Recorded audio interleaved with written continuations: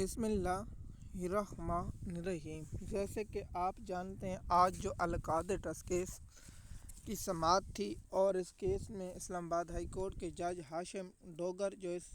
اسلام آباد high court کے chief justice ہیں اور اعظم خان ہیں، ان ججوں کے بارے میں آپ کو اینڈ میں بتاؤں گا کہ یہ جج کون ہیں یا کیا ہیں۔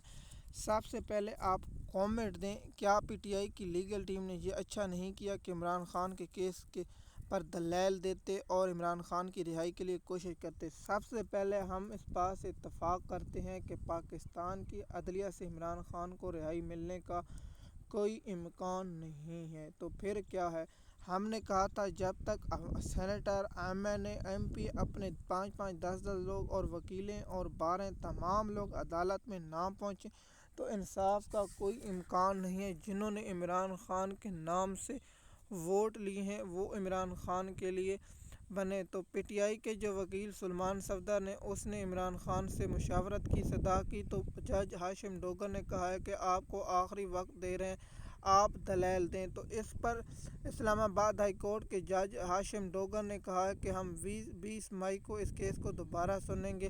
اور پہلے جو عمران خان کی سزا معطلی کی درخواستوں پر شیطان جج ہاشم ڈوگر سماعت مقرر نہیں کرتا تھا، اب وہ مین اپیل سن رہے۔ اس کی وجہ یہی ہے کہ نون لیگ کے پالتوؤں نے ایک ترمیم کر دی ہے، اس کو کہا ہے کہ اب اس کیس کو جو نیب کا ہوگا وہ آئینی عدالت سنے گی، لیکن پی ٹی آئی کے پاس بہت سے موضوع تھے، وہ پشاور ہائی کورٹ میں اس اقدام کو چیلنج کر دیتے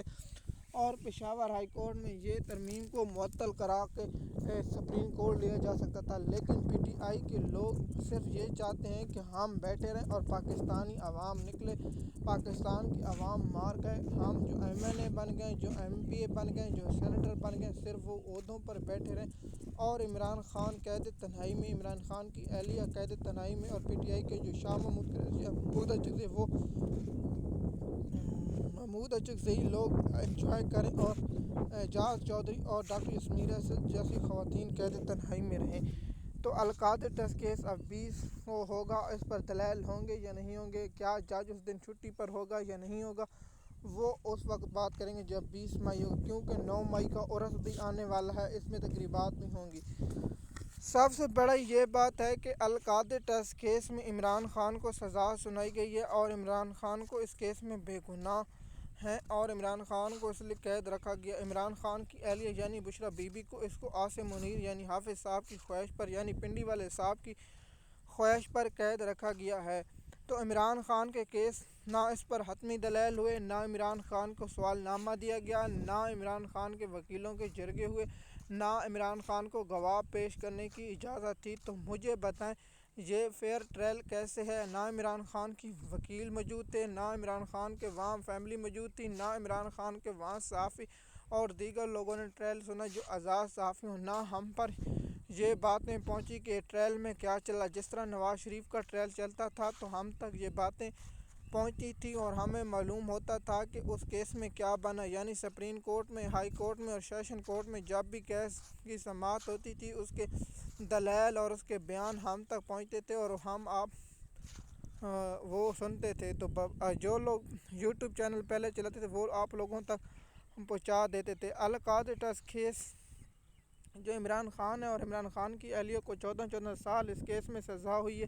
اور اس میں کہا جاتا ہے کہ اس کیس میں علی امین گنڈاپور کی خواہش پر بشریٰ بی بی کو قید کیا گیا تھا۔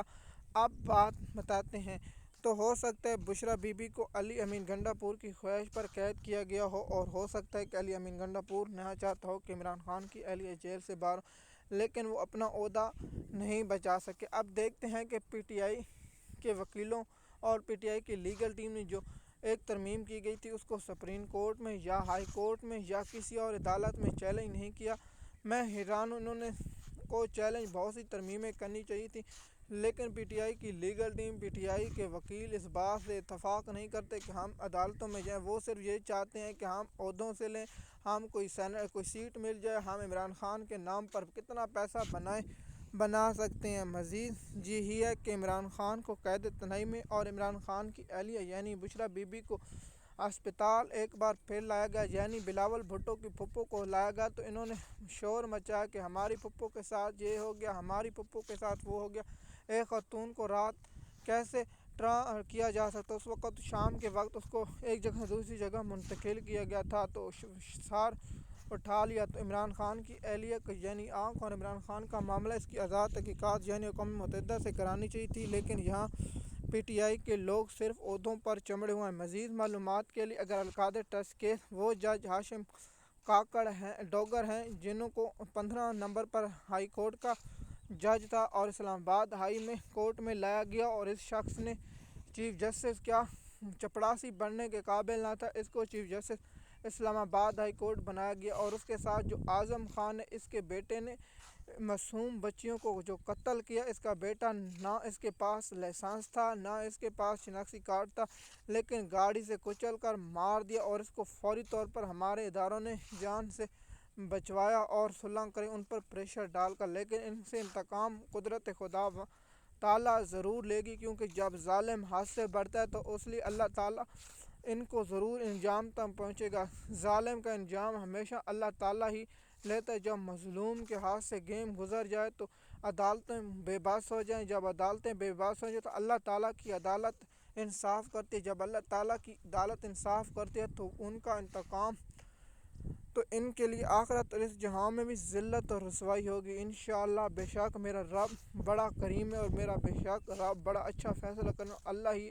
ہم پر رحم کرے. اور پاکستان کی قوم سے دعا کی اپیل ہے کہ وہ اللہ سے انصاف کرنے کے لیے دعا کریں. مزید معلومات کے لیے آپ ہمارے چینل پر رہیں تاکہ آپ کو انفارمیشن وقت پر ملتی رہے. شکریہ.